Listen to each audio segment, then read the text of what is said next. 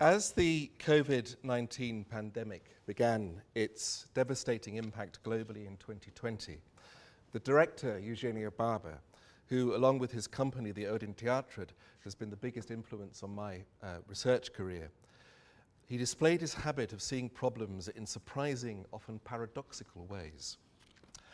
As theatre production ceased, and with no clear hope of recovery, Barber reimagines the crisis, writing, "It may be that the pandemic is a gift from the gods and corresponds to the upheaval that photography represented for painters and film for actors at the beginning of the 20th century, with the consequent discovery of unimagined functions and artistic expressions. It may be that the pandemic is the harbinger of a return to humility, to the essence and the inner potential of our profession." Although some historical conflation might be at play here and perhaps a little naivety, to see the onset of international infection as a gift is to turn the destruction in its wake upside down. Barber detects opportunities for new artistic forms, but most urgently a need to return to fundamental, even personal expressive needs and a sense of a humble craft. Many artists quickly became adept at creating performance through the portal of the computer screen, becoming skilled and inventive in their exploitation of software's creative possibilities. Performance began to be streamed, either via live feed or recording, troubling long-held notions of the theatre event as a synchronous, live experience. Even if theatre of necessity had to be shown online, something which has not quite continued in the way that we thought it might have done, its essence, as Barber puts it, was paradoxically inflected in a crucible of invention. As well as radically altering access to creative outputs, digital platforms returned artists to a confrontation with age-old questions. How to meet, train, rehearse, and find ways to make performance, and crucially, how that work might meet its audience. If the pandemic was indeed a divine intervention from the gods, it concerned the obligation to rediscover the sheer skill of theatre as a very much human endeavour. Yet we are, of course, only too aware that education, the university sector, and specifically the arts, is in a place of upheaval and challenge. Taking time for human endeavour, even for critical thought and practical inquiry, sits at times uncomfortably inside an essentially marketized sector of deliverables. Given how the sector has changed in the last decade or plus or so, the kinds of things that we now need to consider and do, and the circumstances and context in which we work, our times are just not as happy as the kind of near nostalgia that pervades the short autobiographical section to follow, which when I asked for advice for people, from people who've recently been put on the spot up here, apparently you have to do. Anyway, but let me be clear then, if brief, about a political stance. Much of this problem started in 2011. There are signs that a potential incoming government will focus on the value of creative education and the economic value of the cultural sector. So in contemporary times, we have two choices: to behave as if we are in a crisis, or to find hope. Neither is right, and to hope is not some kind of simple solution. We can, of course, take refuge in arguments that demonstrate the quite evident economic value of the cultural sector. This is beyond doubt, and we may well have to keep making that kind of argument. There is, though, an implicit neglect there of what art making and the experience of creative culture is really about, a kind of humanity of expression. There is such a thing as economies of happiness. If I can add anything here, I want to value ways of knowing. I want to think about craft, about skill, about the reality of work with other people. And in terms of education, This is to value sets of ideas and questions, not the teaching to a narrow conception of vocational employment. The so-called creative and cultural industries are terms that can be positively used, but are only ever expressions of economies of the art itself, and to value relationships, however impermanent, and to take time, and when we can, to take time to remember.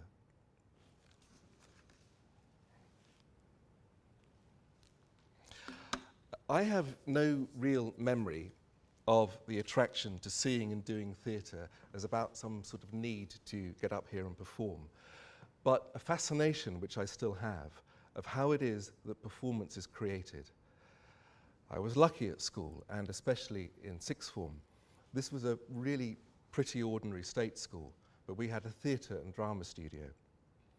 With a friend who I've known since I think I was 8, we did what must have been outrageous things, like turning up to school out of uniform, only later to bunk off and take the train to London to see matinees. These were the days we did. These were the days of the RSC at the Pit and the Barbican and the Mermaid Theatre in Blackfriars and cheap seats at the National. At the same time as this schoolboy impunity, I started acting in youth theatre, and we did a range of work. I performed in Shakespeare, works I still think primarily should be tackled through instinct. But there was also original writing. We went to the Edinburgh Festival several times with a bulging repertoire and a youthful audacity for street theatre. At 16, I read and really heavily annotated perhaps the most famous book on acting, Stanislavski's An Actor Prepares, a book that, through the machinations of translation and publication, I've since learnt is actually quite flawed and even mistitled. I remember lending it to a mate and I never got it back. It'd be lovely to have it. Much later, I learnt much more about that practitioner from Jean Benedetti, a key figure in Stanislavski's studies, who was my MA supervisor, and I continue to learn from my colleague Rose Wyman. Looking back, what I realise is the theatricality of the early work I was so fortunate to encounter. Remember, this was the late 1980s, and my memory is of the influence of figures such as Stephen Berkoff, who was producing highly physicalised work and relishing his role as the enfant terrible of the British theatre establishment, yet through a tough guy persona that hid an almost virtuosic conception of what it is to perform, and, crucially, to have the bodily and imaginative craft to sustain it. And John Godber, who created plays that squarely faced their audience in a gestural, cartoonesque form that nevertheless carried a concern for everyday lives. For me, theatre and performance was, and I think really remains, a kind of energy, an event, something that can be created yet also has to live each time as a shared concern, and something important. Despite this broad interest in theatre, I still enjoyed languages, and after a hiccup or two, ended up with a place at the University of Birmingham to study drama and French.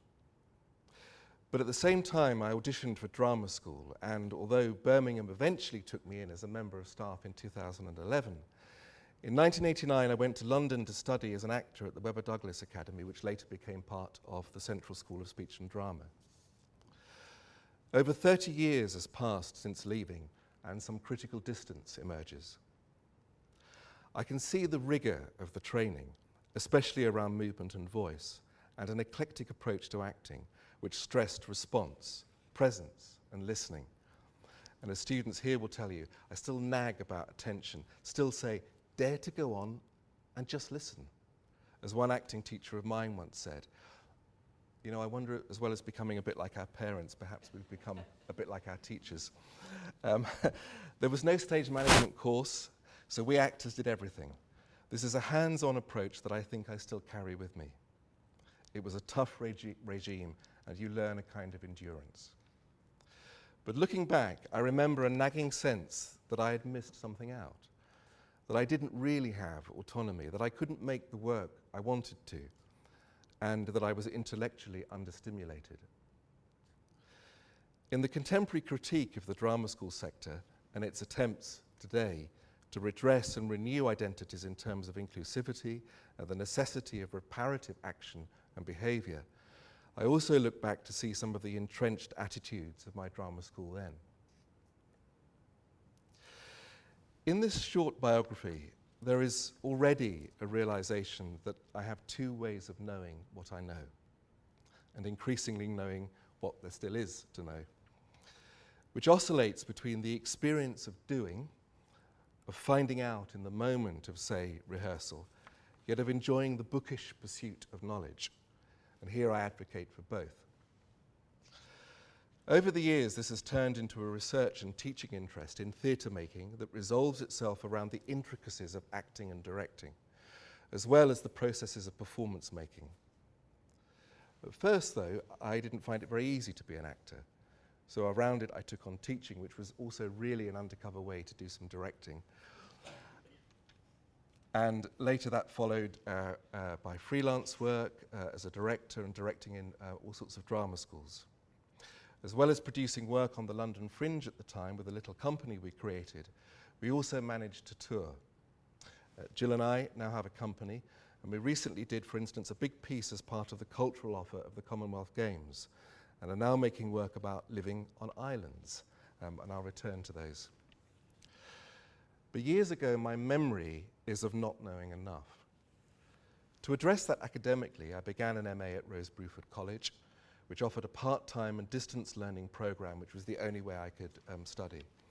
Finally, though, I read widely and, crucially, critically. I began to work as a visiting lecturer in universities and found I wanted to be in that sector. It seemed incredibly stimulating. In 2002, I moved to Ireland and was the first named lecturer in drama and theatre studies there. Those were halcyon days. Me, staff from English and other departments, and at first an intake of only 15 students. I began a PhD at the University of Exeter, where my supervisor was the extraordinary and much missed Philip Zerilli, who combined scholarly intrigue with, again, a hands-on approach to theatre making and a rigour to actor training, which was also intercultural. At the time, this was one of the first practice-based PhDs around, and as well as writing a near full-length thesis, I created and directed 3 new original productions. What does it mean to tell this history? I think because our biographies are intimately bound up with what we know, and which we might all think about for a moment. We can realize the influences that have shaped us, the interests that we've followed. Perhaps we all know we could have taken different routes, and we can certainly look back with a critical eye at values and systems and realize what we need to know better.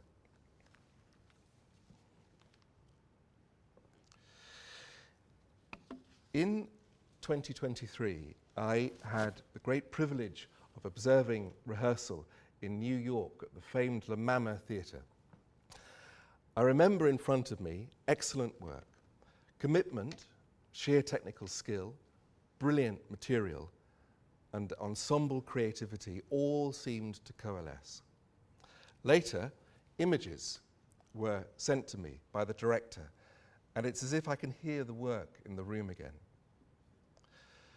My more recent research has concerned breaking in to other people's rehearsals, which is a strange term, but that's how I've put it. It's not always easy.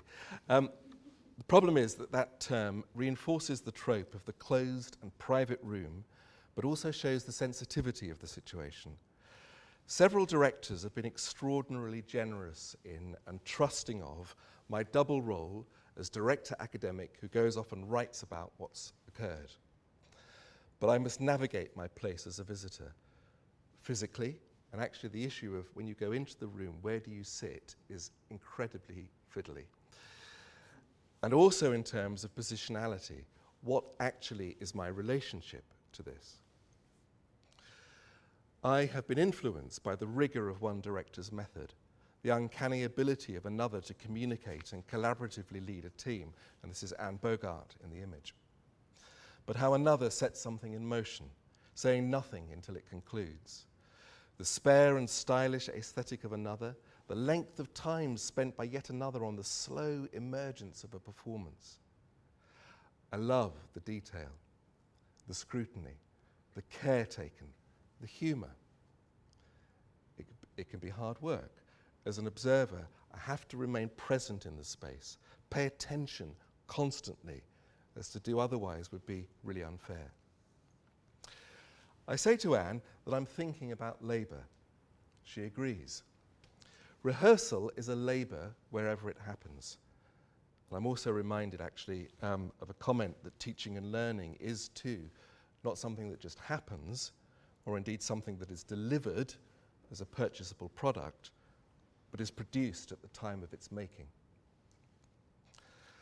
I need to do the theoretical part for a moment and define some terms. Skill, the word skill, can be understood through a twofold conception. The particular means to execute a specific task or fulfill a need, and the ability to deal more holistically with the situation at hand. The first is technique, and the second, know-how. Too often, the objectification of skill as a set of discrete capabilities assumes the acquisition of tools that might variously be applied according to some future, definable, and crucially consistent task at hand. So a model of, so to speak, acquire, transfer, execute, collapses technique and know-how, and reinforces a cognitive model of creativity as the untroubled location of a problem, conceived as a relatively stable thing, and only waiting to be turned into a solution. Already there are a cluster of synergetic terms here, such as technique, skill, but also ability and competence. So let's just take a couple. Skill, for scholars Harry Collins and Robert Evans, can be considered either as property or performance. So we have it or we discover it in action and we kind of do skill. So to take the pinnacle, so to speak, of skill, that of expertise, is to imply a superior ability gained over time and dedicated practice. But expertise is not just about learning and application. When, as I mentioned before, we made the piece for the Commonwealth Games, we worked with performers from Ghana, and one appeared in the piece alongside our djembe player. In Bourneville, the local older persons community contributed their memories and even appeared in the performance to tell their memories, in one case by proposing to form a little double act called Fruit and Nut. Similarly, we worked with Ghanaian farmers, a Ghanaian farmers cooperative, in fact, who made video content recorded on the manager's mobile phone. Children at Bourneville Village Junior School collaborated with their peers at a school in Ghana and produced images and ideas about the future in multiple languages. Each are examples of content that we, the core professional team, could not provide. But skill is not a thing and shifts over time. So another key term I just want to introduce here is that of enskillment, suggesting that skill is, in a Deleuzian sense for the philosophers in the room, a kind of becoming. We become always skilled. We don't just have skill. It also, I think, overlaps with memory, which is a really complex area with all sorts of overlapping terminology, mainly to do with how memory is variously to do with time, its addressability, and its embodiment. This memory, I suggest, underpins different skill sets. Particular abilities or capacities exist because, for instance, a technique or capability has been learnt, remembered, and practiced. Or, I suggest, shared memory develops, such as the collective memory or culture of the practice of rehearsal. A more durative idea of skill depends on alternative modes of problematizing and know-how. In their consideration of what they call insight problem solving, psychologist Colin Young and colleagues rightly suggest that, to quote, most problems in life, however, are ill-defined. These authors borrow from William James, one of the great original thinkers of how we, made up of brain and body, know and react and do things, and the Jamesian notion of sagacity. In our teaching, this can, for instance, encourage authentic assessment, which is when you set an assessment which is grounded in very real-world problems. So rather than transferable skills, can we instead teach or allow for competence, and maybe even a little sagacity? There are issues with the literature on cognition. Although not exclusively, it tends to be neurotypical.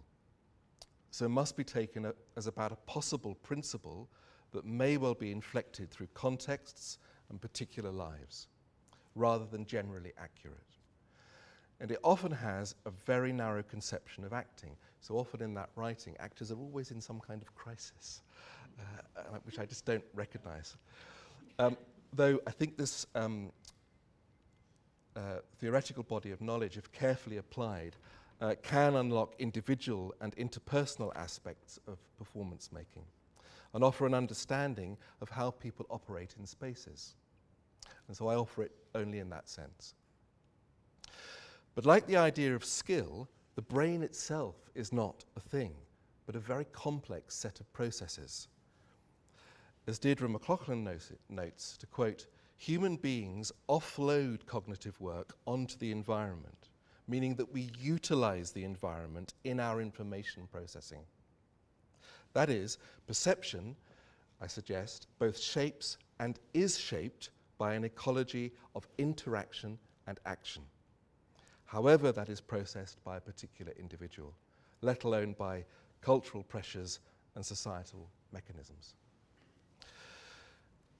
So far, this is a worldview that values and needs other people, as well as the spaces and places of lived experience. It's also fundamentally psychophysical. What this means is that space is not merely geographical, but contains action imbricated always with an holistic understanding of human action.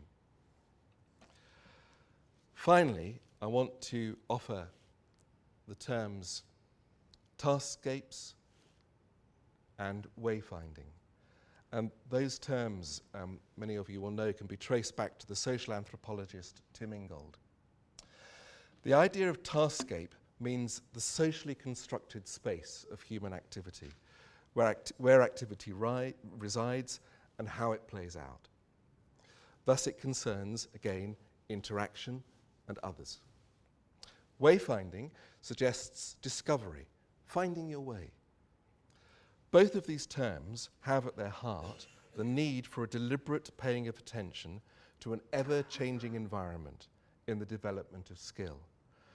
And we might consider ostensibly non-physical environments of, for instance, memory or imagination as ecologies of wayfinding.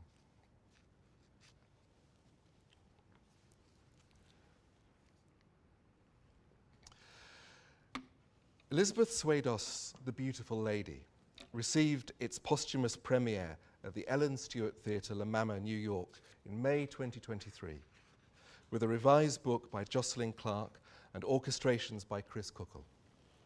Billed as an unconventional musical, the production explores the lives of a group of Russian revolutionary poets who convened at the Stray Dog Cafe St. Petersburg to perform their works. Swados' title derives from the unidentified woman to whom the poet Alexander Bloch, a figure who appears in the production, wrote over 800 poems. As one reviewer puts it, he and his colleagues were high on ideals and ideas, and for some of them, on each other, and dream of a political, sexual, and artistic revolution. At the point in rehearsal for The Beautiful Lady I visited, Anne Bogart's directorial skill concerns, on the face of it, an orientation to the forging and flow of stage pictures.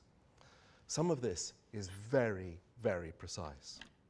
So she instructed, for example, put the slam of the glass on the second chord and put the kiss after that beat of the music.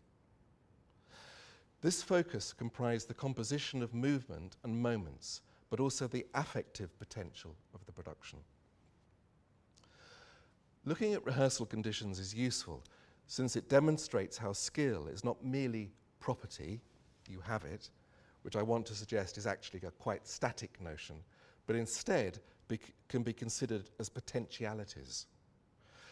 Since the cast of The Beautiful Lady had very considerable musical ability, and some were highly accomplished and very experienced musical theatre performers, the notion of skill as property is not a condition, but actually a particular precondition of rehearsal.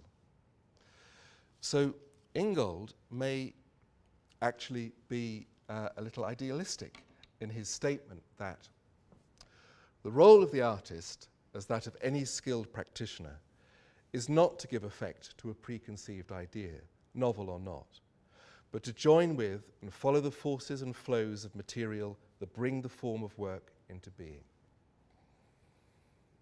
Clearly, the content of the production, as well as in large part the skill needed for its realization, had been preempted, not least through casting. But Ingold's sensibility aligns, though, I think, with Bogart's own directorial position that, as she says, it is not the director's responsibility to produce results, but rather to create the circumstances in which something might happen. Apart from the aforementioned kind of moments of great detail, Anne is actually really loose in rehearsal, leaving a huge amount of space for actors' ideas and instincts.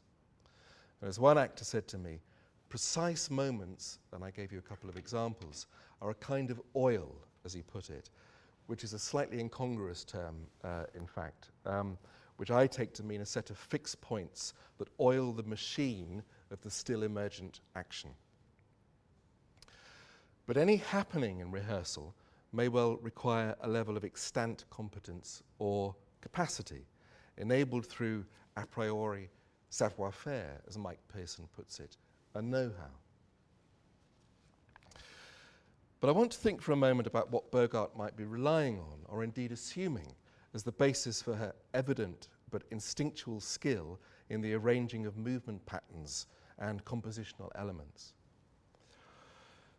Aside from the literature of creativity and cognition, there is a rich theorization of the perception of movement, frequently by dance scholars, in fact. Around some of this discourse is an emphasis on how the brain seeks pleasure or reward. So Gabrielle Starr, for instance, even speaks of the hedonic signature of a given experience. What a great quote, the hedonic signature of a given experience, which I think points to the pleasure of recognizing, or indeed the making of form. Bogart does not sit in rehearsal, but either stands or uses a high stool in order to open up physiologically to the rehearsal space. Moment by moment, Bogart thus knows something is affective and aesthetically effective. The trick to Bogart's collaborative approach is how she sets up a deal. A refrain in rehearsal, and I can't do her accent, she's a New Yorker, but a refrain in rehearsal is, here's how the plan begins, and then nothing. Bogart's phrasing also ostensibly destabilizes her own position as problem solver and directorial authority.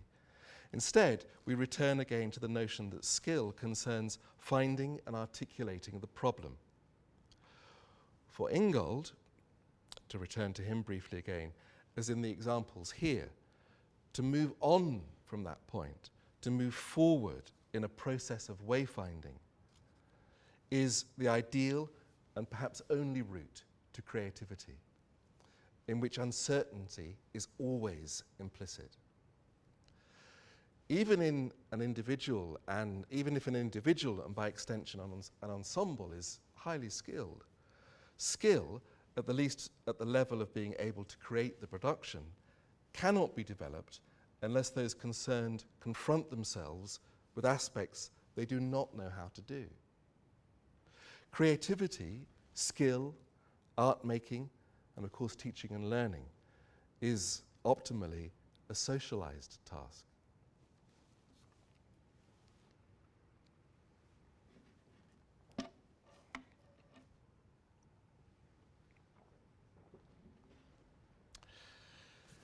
Given its nature as one of the longest standing ensemble-based theatre groups in the world, Odin Teatret's skilled practice relies on a combination of high-level, individuated technical skill and an established group culture of creative endeavour. Theatre groups, and by implication group cultures such as rehearsal and training events, and I suppose universities, are, as Ingold puts it, worlds of practice. For the Odin, such worlds are a set of continents, perhaps, which comprise vocabularies of theatre making, but also aesthetics. In the case of the Odin, a world of practice can be qualitatively and doubly defined as the paradoxical competence of a quite extreme endurance, coupled with a generative position of deliberate uncertainty, and actor-centric approaches troubled by Eugenia Barber's authoritative position as director and dramaturgical author. If we return to earlier considerations of skill, rehearsal at Odin Teatret is very much a kind of labour. But where I began, the crisis of the pandemic was not all that Barber and his colleagues had to face. In 2022, Eugenia Barber stepped down as director of his company's overarching organisation, the Nordisk Teaterlaboratorium. What followed was not the benign repose of creativity in old age, and he's now 88, but a toxic environment. The different needs and emphases of new management, gossip, and some less than good behaviour from everyone. The group shattered, and they were founded in 1964. Even in attempts from individuals to claim and counterclaim the truth of a narrative, there's no one story in what actually is a very significant moment in theatre history, other than a deeply personal one. And as I put it elsewhere, it's like watching very dear friends getting an horrendous divorce, or being in the middle of King Lear. The Odin actors had effectively to take sides, to stay or leave, if they could, with a Barber now very much in exile. For me and the set of scholars who surround that world of practice, professional neutrality has been impossible, and we have really paid the price for the affective relationships we have. Allegiances have been tested and choices have been forced. Over the course of its rehearsal, Thebes at the time of the Yellow Fever, which ran from 2022 to 23, was thus increasingly openly spoken of as the final production by Odin Teatret. So I went again to Denmark, I found my place in rehearsal, and as so often, with my notebook, I sat and I watched. And it was really very sad.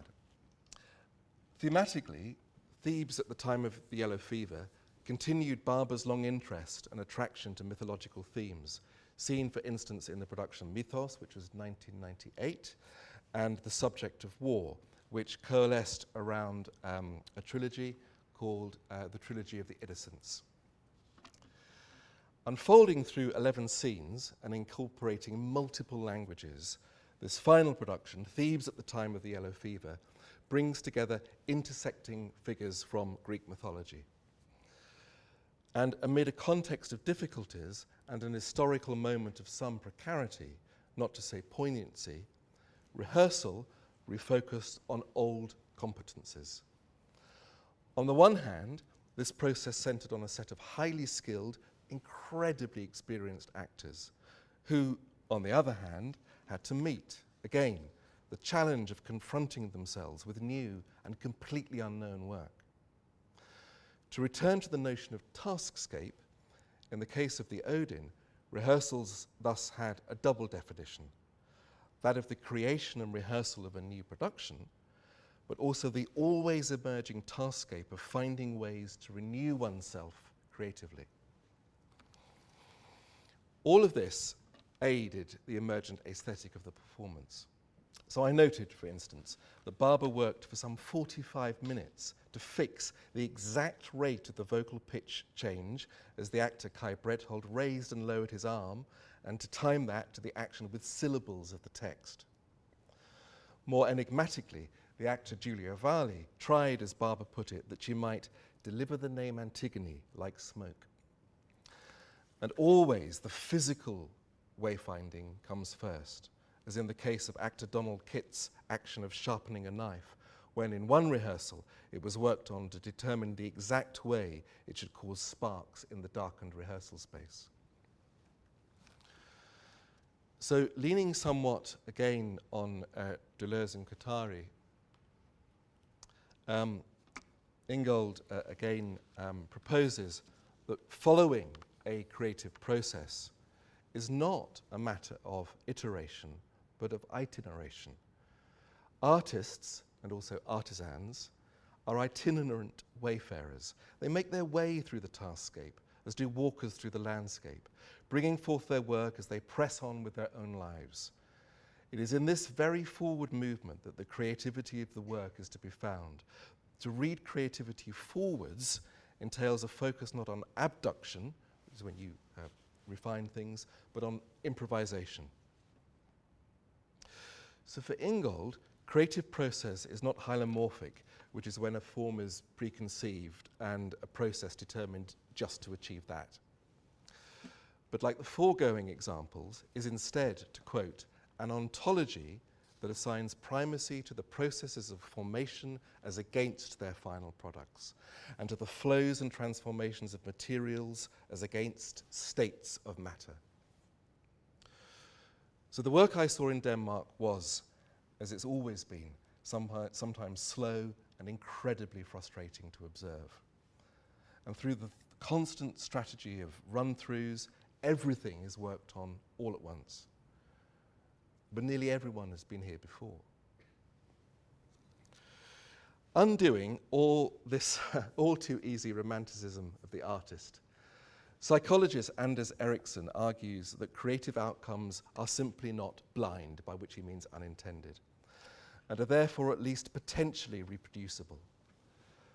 But they require significant time, and since they're considered in terms of process, are still intentionally made.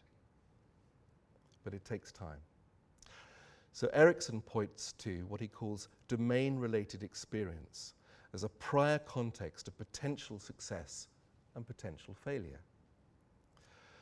If added to a temporal dimension, perhaps William James's notion of sagacity, which I mentioned earlier, may lead, I wonder, if it's allied to time, to something approaching a definition of wisdom. Still, Ericsson suggests, though, that relying on experience cannot be objective, as over time, influences become harder to distinguish. So perhaps a crisis, which is an idea I started this talk with, is a necessary upset.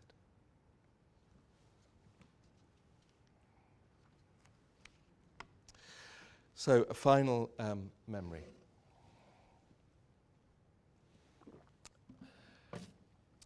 With our company, the Bone Ensemble, we're developing a performance project about islands. At its centre is a short story by the Swedish-Finnish author Tove Jansson, who wrote The Moomins. Are you with me? This story is about a woman who lives alone on an island, and she's invaded by a squirrel. So last June, we secured an artist residency on Tove's island, Klofharun, which she left for artists to use. And I end on this anecdote because it reinforces the link between place, knowledge, and memory.